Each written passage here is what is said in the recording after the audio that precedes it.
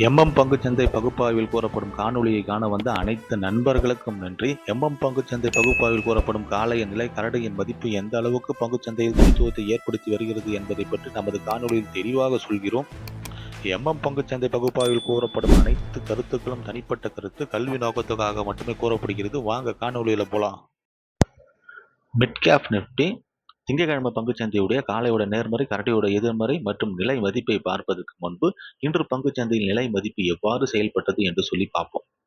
வியாழக்கிழமை பங்குச்சந்தை முடிவில் நம்ம என்ன பேசியிருந்தோம்னா 13,838 நேர்மறைனும் 13,758 எதிர்மறைனும் பேசியிருந்தோம். இன்று பங்குச்சந்தையோட துவக்கம் 13,884.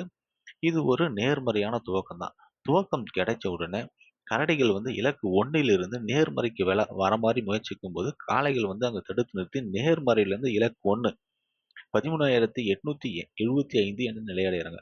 இலக்கு 1லிருந்து இலக்கு 2 13,962 என்ற நிலையை அடைந்து இலக்கு 2ற்கு மேல் செல்லும் காளைகளை கரடிகள் தடுத்து நிறுத்தி இலக்கு 1ற்கு வர மாதிரி முயற்சி பண்றாங்க.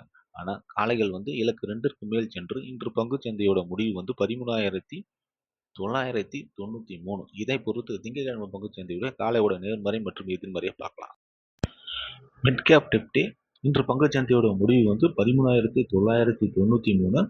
இதை பொறுத்து திங்கட்கிழமை பங்குச்சந்தையுடைய காலையோட நேர்மறை 14,038, இலக்கு 1 14,061, இலக்கு 2 14,132.